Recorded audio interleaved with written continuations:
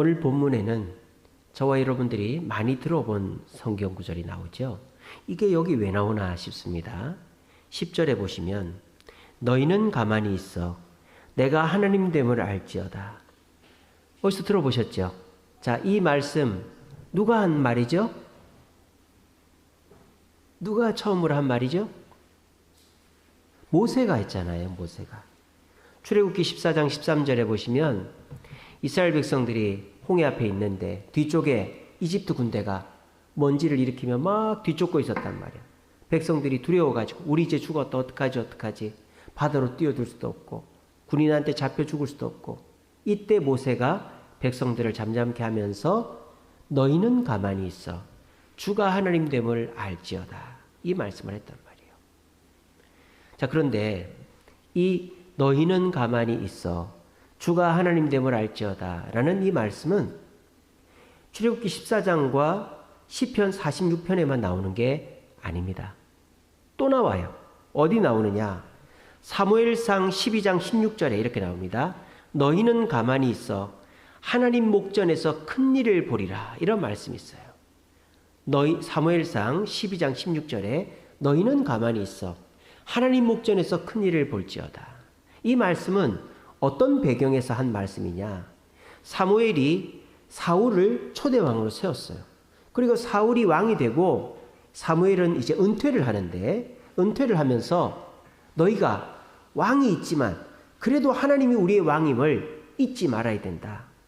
너희는 가만히 있고 하나님이 하시는 큰 일을 목전에서 봐야 된다 라는 마지막 말을 남기고 고향으로 가는 거예요.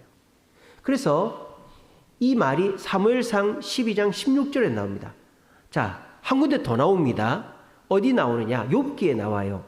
욥기 37장 14절에 너희는 가만히 있어 하나님의 오묘한 일을 깨달으라, 이런 말씀이 있어요. 똑같죠, 그죠? 너희는 가만히 있어 하나님의 오묘한 일을 깨달으라. 그래서 너희는 가만히 있어 하나님이 하신 일을 내가 하나님 됨을 알지어다 라는 이 구절은 이스라엘의 관용구가 됐다 이 말이에요. 관용구. 쉽게 말하면 속담, 격언 같은 게 됐다 이 말입니다. 우리나라도 엄청나게 어려울 때 뭐라고 덕담합니까? 어이구 세대 너무 걱정하지 마. 쥐구멍에도 볕들 날이 있다고 그러잖아. 조금만 참아. 또 사업이 망해가지고 너무너무 힘들어하는 가장이 있다. 어이 친구 걱정하지 마. 하늘이 무너져도 솟아날 구멍이 있다고 그러잖아. 또 애들이 너무너무 힘들어가지고 막 죽고 싶어요. 그럴 때 야, 너 너무 걱정하지 마. 응? 아프니까 청춘이다 그러잖아. 요즘은 그 말 쓰는 걸 별로 안 좋아하더라고요. 차라리 안 아팠으면 좋겠다 이러더라고요. 아프니까 청춘이라잖아. 조금만 참아. 이런 말들이 뭐예요? 관용구 또는 격언, 속담이라고 하죠. 그러니까 모세가 출애굽할 당시에 너희는 가만히 있어 주가 하나님 됨을 알지어다 라는 말을 처음 썼고, 이 말씀은 사무엘상서에도 욥기에도 또 시편에도 나온다. 이것이 뜻하는 바가 뭐다? 이스라엘 백성들에게 이제 이 말은 우리나라 속담처럼 쥐구멍에도 볕들 날이 있다. 하늘이 무너져도 솟아날 구멍이 있다. 아프니까 청춘이다. 이런 관용구 속담과 같이 이스라엘 백성들에게 이제 남겨져 있다라는 거예요. 자, 그러면 이런 관용구는 어떨 때 쓰느냐 하는 게 중요하죠. 우리가 말도 적당할 때 써야 되잖아요. 뭐 이런 거 있지 않습니까? 뭐 이렇게 막 누구를 험담을 할 때 어떤 말을 써야 됩니까? 야, 발 없는 말이 천리간데, 이럴 때 딱 어울리는 말이죠. 뭐 그런 것처럼 속담이라는 거는 상황에 맞게 써야 되는 거죠. 격언이라는 거는. 또 이런 거 있지 않습니까? 사람이 너무 깜짝깜짝 놀라는 사람이 있어요. 그럴 때 이런 사람이 이렇게 얘기하죠. 소뚜껑 보고 자라보고 놀란 것 같으면 소뚜껑 보고도 놀란다고. 난 너무 잘 놀래. 이게 뭡니까? 속담이나 격언을 자기 상황에 맞게 쓰는 거죠. 그럼 이스라엘 백성들이 너희는 가만히 있어 주가 하나님 됨을 알지어다라는 이 격언은 어떨 때 쓸까요? 이 격언의 내용을 분석해 보면 알 수 있어요. 여기서 너희는 가만히 있어라는 말이 뭡니까? 차렷! 어텐션! 이걸까요? 아무것도 하지 마! 이걸까요? 아니죠. 너희는 가만히 있어. 이 말의 뜻은 너희의 생각과 너희의 판단을 멈추라는 겁니다. 네가 생각하는 대로 하지 말고 네가 생각한 방법대로 하지 말라는 거예요. 아시겠죠? 그리고 주가 하나님됨을 알지어다 라는 말은 뭘까요? 뭐 하나님이 누군지 모릅니까? 이스라엘 백성들이 알잖아요. 이거 무슨 말입니까? 하나님이 너희들의 문제를 해결해 주실 것이다 는 것을 말하는 거죠. 이거를 좀 더 강조하는 게 뭡니까? 그 뒤에 이렇게 나오잖아요. 내가 문나라 중에서 높임을 받으리라. 이게 무슨 말입니까? 내가 너희들의 문제를 해결해 주지 않으면 내가 높임을 받는다, 못 받는다? 못 받는다. 그러니까 이거는 내 자존심이 걸려 있는 거다. 내가 너희들을 도와주는 것은 단순히 너희들을 도와주는 것뿐만 아니라 내 자존심을 위해서도 나는 반드시 너희들을 도와줄 거다. 이렇게 말씀하시는 거예요. 이걸 정리하면 이렇습니다. 너희의 생각과 방법을 내려놓고 내가 해결해 줄 것이다. 이게 해결이 안 되면 내 자존심이, 내 체면이 무너지는 것이기 때문에 나는 반드시 도와줄 거다라고 말하는 것입니다. 자, 그러면 이 말에서 하나님께서 우리에게 요구하는 게 뭘까요? 하나님이 우리한테 요구하는 게 뭘까요? 뭐 하라? 오늘 설교의 제목처럼 뭐 하라?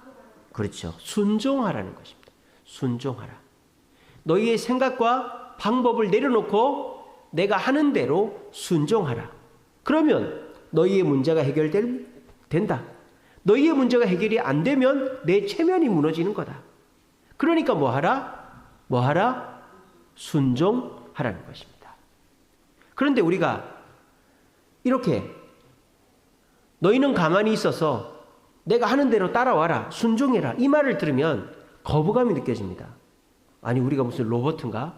우리가 무슨 집에 강아지인가? 시키는 대로 해야 되고 뭐 웃으라고 하면 웃고 울라고 하면 울고 손 내놓으라면 손 내놓고 그래야 되나? 특별히 요즘같이 자기 주도적이고 과학과 기술과 물질이 발달된 시대에는 남한테 순종해라 복종해라는 말을 너무너무 듣기 싫어해요. 그러다 보니까 이런 말은 더더군다나 듣기 싫죠.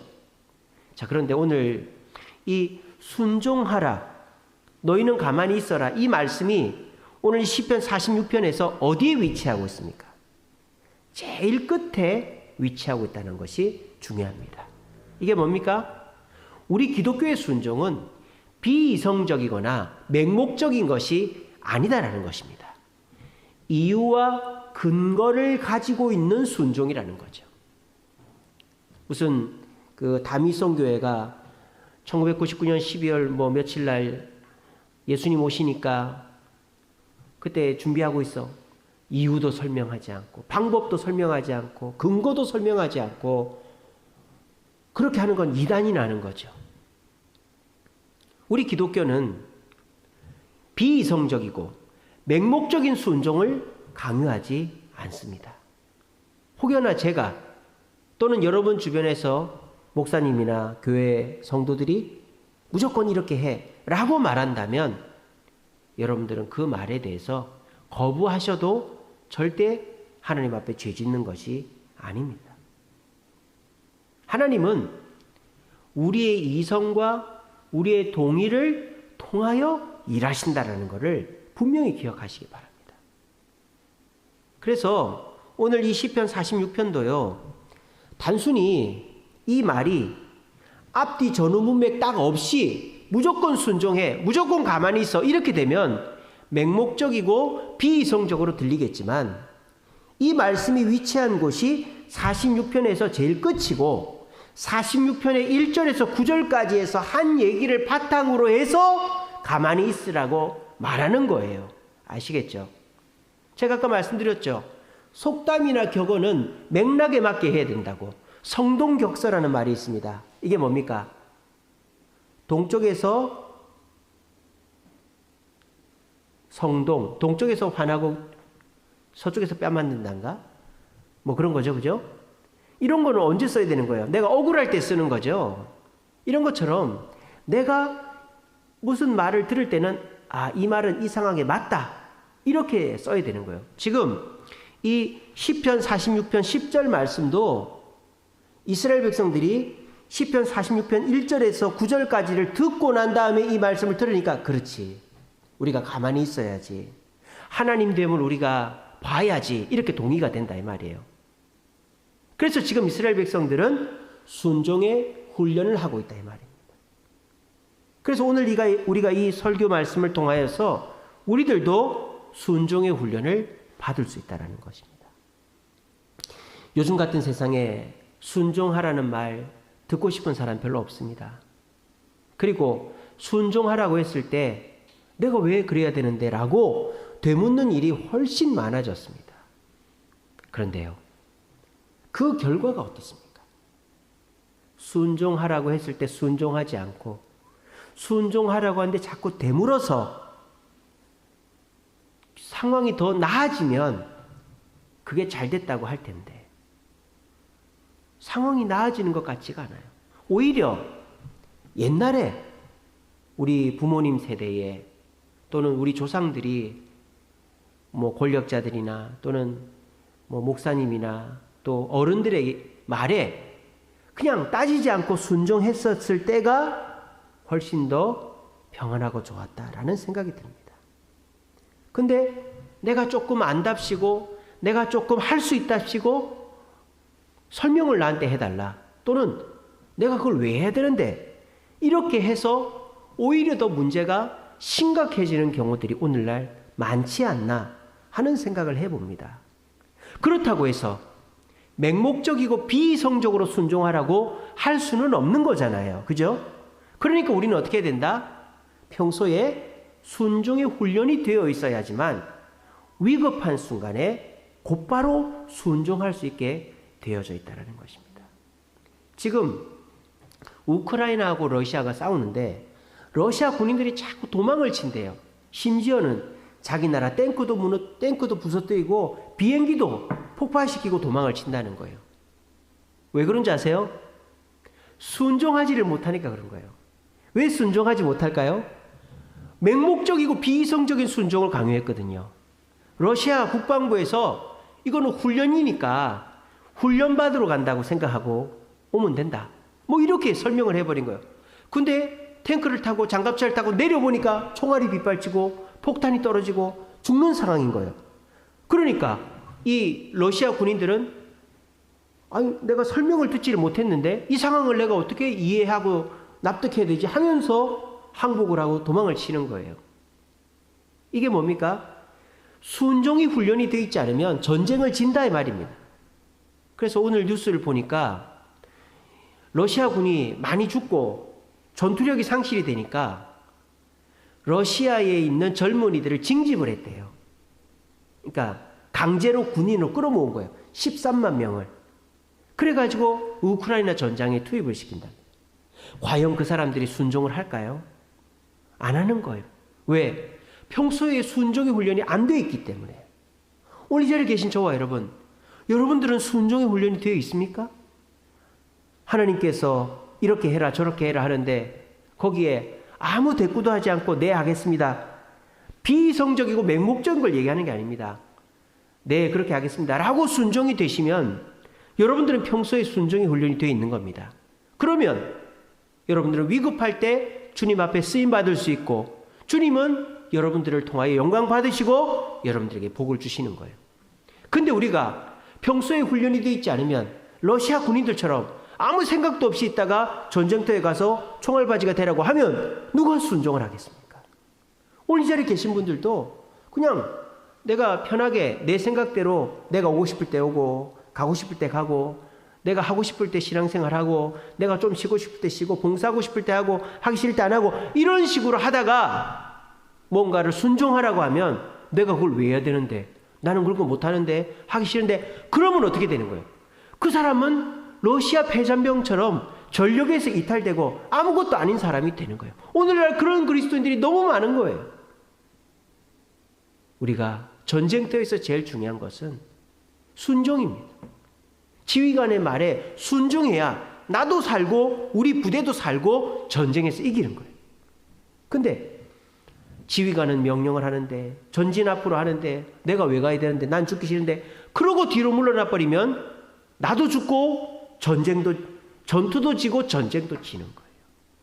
그래서 우리는 평소에 순종의 훈련을 해야 된다. 그러면 우리는 위급한 순간에 주님이 우리에게 말씀하십니다. 너희는 가만히 있어. 내가 하나님 됨을 알지어다. 내가 네 문제 해결해 줄게. 해결이 안 되면 내가 망신당하는 거야. 내 체면이 상하는 거야. 라고 말씀하실 때 아멘, 알겠습니다 주님, 제가 순종하겠습니다 라고 되는 것이죠. 오늘 이스라엘 백성들은 그게 동의가 됐기 때문에 오늘 시편 46편 10절이 여기 쓰인 것이 아무 이상할 것이 없다라는 것입니다. 오늘 말씀 잘 들어보시고, 그래, 내가 평소에 순종의 훈련이 되어 있지 않으면 전쟁터에 나갔다가 도망치고 자기 탱크 비행기 부시고 탱크 우크라이나한테 주는 조건으로 자기 살려달라고 하고, 이런 러시아 군인, 패잔병 같은 군인이 되지 않고, 어떻게 하면 내가 평소에 순종을 훈련해서 주님이 순종을 하실 때 토달지 않고 순종함으로 나도 잘 되고 주님께도 영광 돌릴 수 있을까 생각하며 오늘 말씀을 통하여 순종의 훈련을 통해서 하나님께 영광을 돌리고, 우리들도 그 순종을 통하여 주님께 영광 돌리고 축복을 받는 저와 여러분 되시기를 간절히 바랍니다. 자, 너희는 가만히 있어. 주가 하나님 됨을 알지어다. 내가 하나님 됨을 알지어다. 이 말씀이 순종이 되려면 앞에 납득이 될 만한 이유와 근거가 있다고 그랬죠. 그게 오늘 나와요. 1절부터 9절에 보면. 자, 첫 번째는요, 2절 3절입니다. 2절 3절 보세요. 그러므로 땅이 변하든지 산이 흔들려 바다 가운데 빠지든지 바닷물이 솟아나 뛰놀든지 그것이 넘침으로 산이 흔들릴지라도 우리는 두려워하지 아니하리로다. 이건 뭡니까? 자연재해죠. 자연의 위협 앞에서 서 있는 이스라엘 백성들입니다. 근데 그런 자연의 위협도 하나님은 다스릴 수가 있다라는 거죠. 그죠? 자연의 위협 앞에 하나님을 의지하면 그것을 극복할 수 있다라고 말하고 있는 거예요. 그리고 이스라엘 백성들은 이미 이런 걸 경험을 했죠. 홍해를 가르시고 이 광야의 더위와 추위를 이기게 하신 분이 하나님 아닙니까? 그러니까 이 말을 이스라엘 백성들이 딱 들으면 뭐가 생각이 나는 거예요? 광야에서 살아남았던 이스라엘 백성들이 생각이 나는 거죠. 그러면서 납득이 되는 거예요. 그렇지. 하나님은 사람이 감당하지 못할 자연재해도 감당케 해주시지. 납득이 되는 거예요. 그리고 10절에 가만히 있어라 하면 가만히 있는 거예요. 알겠죠? 첫 번째는 사람이 감당치 못할 자연재해도 하나님은 해결해 주시지 않았냐라고 납득을 시키는 거예요. 두 번째 납득을 시키는 게 뭐냐? 5절에서 7절이에요. 5절에 7절 보세요. 하나님이 그 성중에 계심에 성이 흔들리지 아니할 것이라. 새벽에 하나님이 도우시리로다. 문나라가 떠들며 왕국이 흔들렸더니 그가 소리를 내시며 땅이 녹았도다. 이게 뭡니까? 성이 흔들리지 않는다. 성이 흔들린다. 이 말은 뭡니까? 사회적 혼란을 말하는 거죠. 사회가 혼란할 때에, 어려움이 있을 때, 국가 내부적으로 외부적으로 어려움이 있을 때에 하나님을 의지하면 하나님이 그 문제를 해결해 주시더라는 거예요. 자, 이런 경험들 이스라엘 백성들에게 있었을까요? 없었을까요? 있었죠. 이스라엘 백성들이 금송아지를 만들었습니다. 그래서 하나님이 모세 빼고 다 죽인다 그랬습니다. 그때도 하나님께 회개해서 이스라엘 백성들이 살아남았습니다. 그리고 이스라엘 백성들이 아이성 전투를 하고 있었습니다. 근데 전투할 때마다 지는 겁니다. 이게 무슨 일인가 기도하고 찾아봤더니 아간이라는 놈이 여리고성에 있는 보물들을 훔쳐다가 묻어놓은 거예요. 그래서 그것도 하나님 앞에 회개했더니 하나님이 그 혼란도 잠재우셨습니다. 그리고 이 사울 왕이 사무엘 때에 홈리와 비나스가 전쟁에 나가서 법궤를 뺏겨버리고 전투에서 지고 죽어버렸어요. 그래서 어떻게 됩니까? 이스라엘 백성들에게 대장이 없어졌어요. 그때 사무엘이 미스바에 모아놓고 기도회를 하죠. 근데 블레셋 군대가 쳐들어옵니다. 그때 어떻게 합니까? 기도하자. 기도했더니 어떻게 됩니까?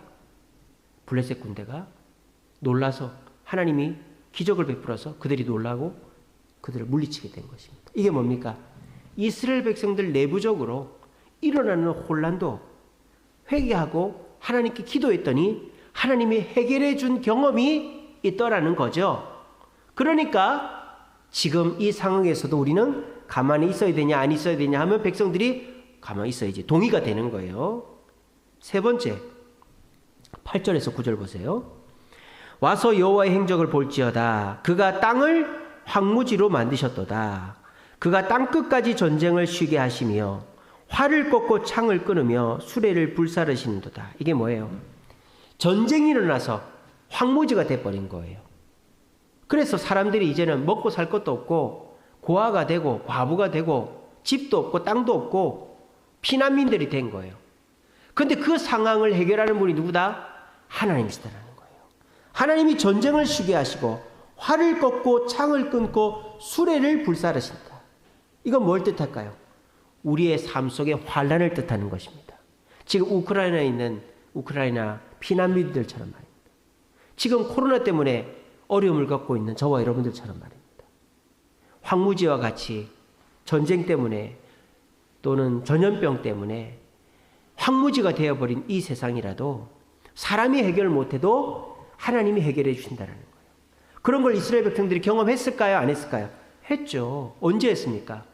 이스라엘 백성들이 이제 포로 귀환을 한다든지 아무것도 없는 상태에서 다시 일으켜 세우는 경험들을 한 거예요. 누구의 도움으로? 하나님의 도움으로. 그래서 이스라엘 백성들은 황무지가 된 곳에서도 하나님이 역사하시면 살 수 있다. 그러니까 가만히 있어라 라는 말이 동의가 되는 거예요. 제가 지금 무슨 말 하는지 알겠습니까? 우리가 평소에 하나님이 불가능한 일을 가능케 해주신 것을 묵상하면 순종할 수 있단 말입니다. 근데 우리가 평소에 하나님이 하신 일을 묵상하지 않고 그냥 내 생각대로 살다가 갑작스럽게 하나님이 순종하라고 하면 순종이 안 된다는 거예요. 여러분 보세요. 지금 이 세상도 자연재해가 끊이지 않습니다. 지금 기후온난화로 지구의 기온이 올라가고 있고요. 산불이 일어나면 엄청나게 크게 일어나고 비가 오면 홍수가 나고 눈이 오면 억수같이 옵니다. 이걸 사람이 해결할 수 있습니까? 해결을 못하잖아요. 강원도 산불도 비가 와서 꺼진 거 아닙니까? 여러분 지금 우리가 지구온난화를 화석연료를 대체하는 전기 자동차를 쓴다고 되겠어요? 여러분 사람의 힘으로 되지 않는 거예요. 그럴 때 우리는 어떻게 생각해야 됩니까? 그렇구나. 사람의 힘으로 이 자연의 위협을 이겨낼 수가 없구나. 그러면서 어떻게 해야 됩니까? 하나님이 우리를 도와주셔야 이 어려움을 이겨낼 수 있겠구나. 이 생각을 평소에 해야 된다 이 말이에요. 아시겠죠? 여러분들이 지구온난화 때문에 뭐 아마존에 산불이 나고 뭐 유럽에 홍수가 나고 그리고 지금 뭐 툰드라가 빙하가 녹아가지고 모기가 창궐하고 우리나라에도 막 산불이 나고 막 이런 거를 뉴스로 볼 때 뭐 나는 아니니까 상관없네 이런 생각하지 마시고 저런 것들은 사람이 해결할 수 없어. 하나님이 도와주셔야 돼. 이런 생각을 평소에 하는 거예요. 무슨 말인지 알겠죠? 그러면 어떻게 됩니까? 하나님이 너 가만히 있어. 내가 해결해 줄게. 이럴 때 동의가 되고 순종을 하게 된다 이 말입니다. 이게 순종의 훈련이다 이 말이야. 아시겠죠? 두 번째로 지금 사회적으로 굉장히 혼란스럽습니다. 코로나 때문에 혼란스럽고 우리나라 진보와 보수가 혼란스럽고 남성과 여성이 혼란스러워요. 또 노인과 젊은이가 혼란스러워요. 서로가 막 이권 다툼을 하고 싸웁니다. 예전에는 뭐 파업을 하거나 데모를 하면은 아이고 저 사람 불쌍하다. 얼마나 힘들면 저렇게 하겠나 하는데 요즘은 파업을 하고 데모를 해도 저 사람이 무슨 꿍꿍이로 저렇게 하나. 그게 고지 보이지가 않는 거예요. 그만큼 사람들이 서로를 믿지 못하는 거예요. 그래서 제가 지난번 말씀드렸잖아요. 사람을 믿습니까? 코로나 전에는 65%가 사람을 믿는다. 지금 50%도 안 돼요. 사람을 믿는다는 사람이. 그만큼 세상이 각박해지고 혼란스러워졌다 이 말입니다. 이것이 대통령이 바뀐다고 뭐 재난지원금 준다고 장사 좀 잘 된다고 코로나 없어진다고 해결이 될까요? 해결이 안 되는 거예요. 이럴 때 우리가 어떤 생각을 해야 됩니까? 우리의 각박한 마음, 서로가 미워하고 의심하고 다투는 이 마음은 하나님 앞에 나아가야 하나님이 우리의 마음을 정결하게 겸손하게 우리의 마음을 너그럽게 해주셔야 이런 갈등이 해결이 된다. 이 마음을 생각을 해야 된다는 거예요. 그러면 어떻게 됩니까? 순종해라. 가만히 있어라. 그럴 때 알겠습니다가 되는 거죠. 여러분 지금 코로나가 끝난다고 이 대한민국 땅이 전 세계가 예전으로 돌아가지 않습니다. 예전보다 더 심각한 시기가 옵니다. 코로나는 끝났는데 내 주머니 사정은 좋아지지 않고 내 주변은 예전으로 돌아가지 않을 때 물밀듯이 밀려오는 그 우울한 감정을 주체하지 못하는 사람들이 엄청나게 늘어날 것입니다. 그런데 코로나만 끝나면 된다고요? 내 수입만 늘어나면 된다고요? 절대 그거로 이 사회적 혼란이 끝나지 않습니다. 그럴 때일수록 우리는 어떻게 됩니까? 내가 더 하나님 중심으로, 교회 중심으로, 성경 중심으로 살아서 하나님께 더 의지하고 순종해야만 이런 사회적 혼란 속에서 내 마음을 지키고 내 환경을 지킬 수 있어. 그 마음을 평소에 가져야 우리 주님이 그래, 너 그렇게 생각하고 있구나. 그러면 내가 시키는 대로 해라. 주일이면 교회 나오고 새벽기도 수요기도 금요기도 나오고 교회에서 열심히 봉사하고 순종해라. 할 수 있겠지? 내가 되는 거예요. 근데 코로나만 끝나면 되겠지. 손님만 늘어나면 되겠지. 그러면 예전처럼 되겠지. 이런 기대감을 갖고 있으면 어떻게 됩니까? 순종해라. 교회 나와라. 말씀 읽어라. 기도해라 해도 아 하나님 그거는 안 해도 돼요. 코로나만 끝나면 돼요. 손님만 늘으면 돼요. 내 재정만 조금 늘면 나는 옛날처럼 살 수 있으니까 하나님 그거 나 안 할래요. 이렇게 된다 이 말이에요. 그러니까 저와 여러분들이 지금 코로나와 이런 사회적 혼란 속에서 이것을 내가 생각하는 방법을 내려놓고 하나님의 방법으로만 해결할 수 있다는 마음을 평소에 가져야 주님 앞에 순종이 된다 이 말입니다. 세 번째 8절에서 9절이죠. 8절에서 9절 지금 방금 했네요. 이 개인적인 문제들. 그래서 오늘 이 시편의 기자는 우리가 가만히 있는다라는 것, 주님 앞에 순종한다라는 것은 맹목적이고 비이성적인 것이 아니라 이유와 근거를 가지는 순종이다. 그 이유와 근거는 평소에 우리의 삶 속에서 일어나는 것들 중에서 발견해야 된다. 자연재해가 일어났을 때 이 자연재해를 해결할 수 있는 분은 하나님이다라는 평소에 마음을 가져야 되고, 성이 혼란스럽고 사회가 혼란스러울 때 이 혼란스러운 것도 하나님이 간섭하셔야 해결된다라는 믿음을 가져야 되고, 또 내 개인적인 어려움들이 생겼을 때에도 이 내 개인적인 어려움도 하나님이 간섭하셔야 해결된다라는 믿음을 가져야만 우리가 주님이 결정적으로 순종하라고 하실 때 우리는 순종이 된다 이 말입니다. 다윗을 보십시오. 다윗이 10년 동안 도망을 다녔습니다. 10년 동안. 근데 그 도망을 다닐 때 자기 힘으로 도망을 다닌 게 아니에요. 블레셋 땅에 가서 미친 척도 했고요. 아둘람 굴에 가가지고 혼자서 울기도 했고요. 또 나발이 아무것도 안 준다 했다가 화가 많이 났었을 때도 있고요. 그리고 블레셋에 도망을 갔는데 시글락 성이, 블레셋이 머물라고 한 시글락 성이 아말렉 사람들에 의해서 점령을 당해서 자기 부인과 부모님들, 물건들을 다 빼앗겼던 적도 있어요. 이런 많은 경험들이 있었어요. 다윗이. 그러니까 다윗은 철저하게 하나님 앞에 순종해야 된다는 마음밖에 없었던 거예요. 왜? 그런 어려움들 속에서 자신의 어려움을 해결해 주신 분이 하나님이시다라는 거죠. 그 경험을 항상 생각하고 사니까 하나님이 순종하라니까 딱 순종을 하는 거예요. 대표적인 예가 뭡니까? 성전을 안 지은 거잖아요.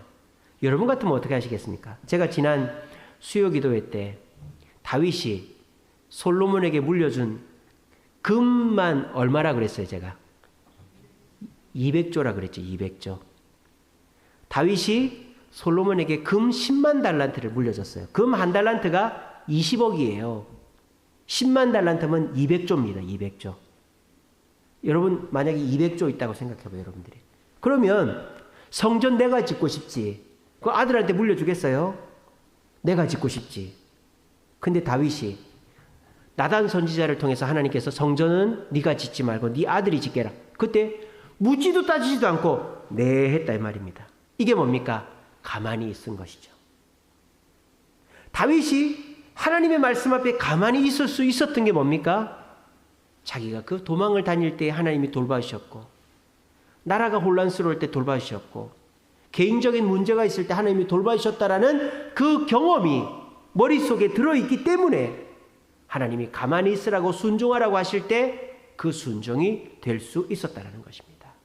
여러분, 이 시간에 기억하십시오. 순종은 순종으로 훈련됩니다. 내가 평소에 내가 해결할 수 없는 문제 앞에서 하나님 앞에 순종했던 그 경험이 우리를 순종의 길로 이끄는 거예요. 그런데 내가 평소에 교회는 나오고 신앙생활을 하지만 내 생각대로 신앙생활하고 하나님의 뜻과 내 뜻이 부딪힐 때 하나님 그거 내 뜻대로 할래요. 그렇게 해서 내 뜻대로 해버린 사람은 결정적인 순간에 하나님이 도와줘야만 해결되는 그 문제 앞에서 가만히 있지를 못한다 이 말이에요. 그러면 하나님이 도와주지 않아 그 문제를 그르치게 된다 이 말이에요. 오늘날 많은 그리스도인들이 그렇다는 것입니다. 내가 다 할 수 있을 것 같아요. 내가 돈도 있고 똑똑하고 스마트폰만 키면 웬만한 거 다 나오고 내가 해온 경험도 있고 주변에 사람들도 있으니까 굳이 하나님 앞에 기도 안 해도 되고 굳이 하나님 앞에 도움을 안 청해도 되고 내 스스로 해결할 수 있고 그렇게 해왔다 칩시다. 그런데 결정적으로 암병이 걸렸다든지 사업을 망해먹었다든지 애가 잘못됐다든지 이럴 때는 어떻게 하시겠어요? 내가 지금까지 해결해왔던 방법으로 해결이 안 되는 상황이 우리 앞에 닥치면 어떻게 하시겠어요? 멘붕이 오는 거예요. 그럴 때 사람 미치고 환장하는 거예요. 여러분, 그런 날이 안 올 거라고 확신하십니까? 목사님, 저는 조심조심하면서 몸도 조심하고 사업도 조심해서 하고 애들도 잘 다스려 놨기 때문에 절대 내가 감당 못할 일은 안 와요. 여러분, 사람 일은 모르는 겁니다. 코로나가 올 줄 알았습니까? 산불이 날 줄 알았습니까? 사람 일은 모르는 거예요. 앞으로는요, 우리가 놀랄 일들이 더 많이 생기면 생겼지, 내가 감당 못할 일이 더 많이 생기면 생겼지, 내가 다 감당할 수 있다? 정말 그런 사람은 우울증 걸리기 딱 좋고 그냥 나는 망하겠습니다, 망하는 것을 예약한 사람이다 라고 볼 수 있습니다. 그러므로 오늘 말씀이 우리가 견딜 수 없는, 우리가 감당할 수 없는, 우리가 예상치 못하는 자연재해, 사회적 혼란, 개인적인 문제가 닥칠 것을 예상하는 분이라면 오늘 이 말씀을 귀담아 듣고 평소에 순종의 훈련을 해야 된다는 것입니다. 그래서 내가 잘 되든 못 되든 평소에 내가 감당하지 못하는 문제를 만났는데 하나님이 도와주시어 해결 받았다라는 것을 누누이 생각하며 살아가는 사람은 어떻게 됩니까?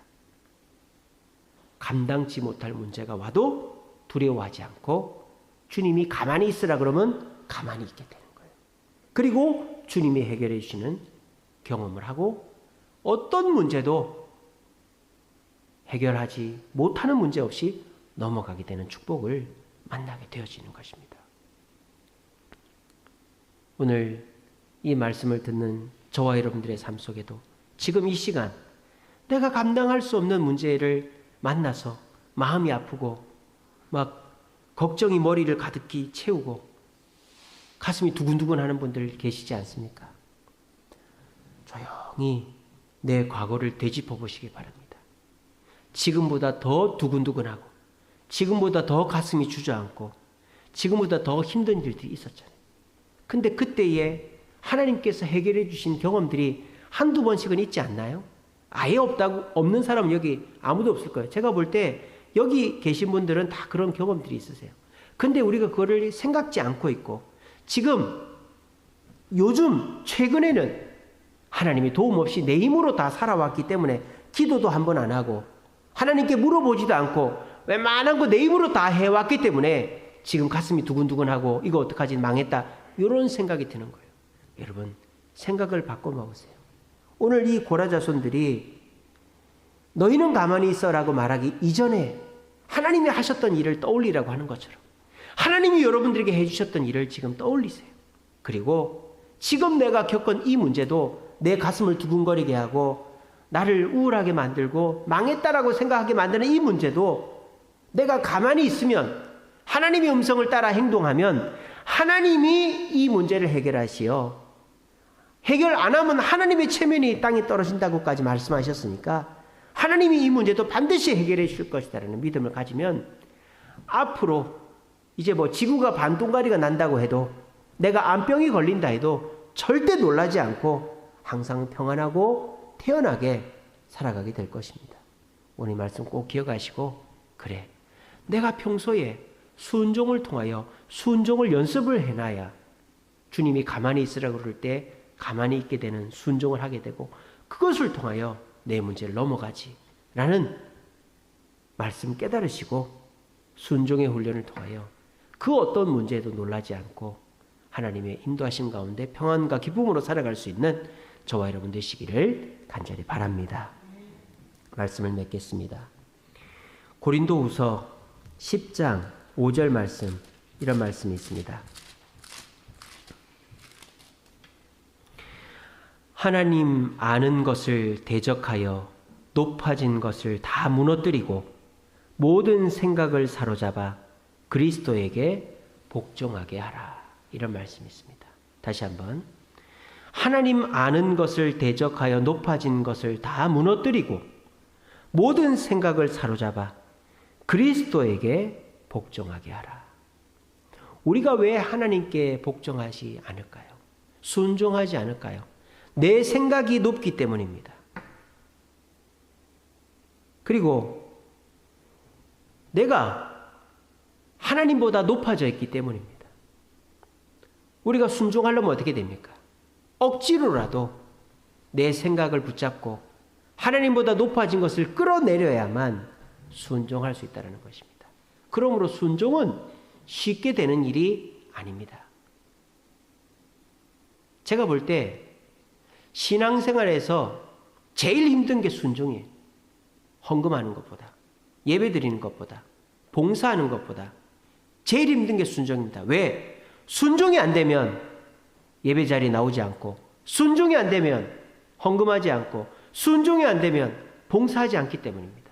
그래서 우리 주님 뭐라 했습니까? 순종이 뭐보다 낫다? 제사보다, 순양의 기름보다 낫다고 말씀하지 않으셨습니까? 우리 신앙생활에서 제일 어려운 것이 순종입니다. 그러므로 순종은 쳐서 복종을 시켜야만 되는 것입니다. 근데 옛날에는 그런 게 됐어요. 근대시대, 군사독재시대, 학교에서 맞고 군대에서 맞고 이럴 때에는 어른한테 복종하고 권위자한테 복종하는 게 됐다. 요즘같이 자기 주관이 강하고 권위가 없어진 시대에는 더 순종하기가 힘든 시대예요. 이럴 때는 평소에 순종을 연습하지 않으면 안 됩니다.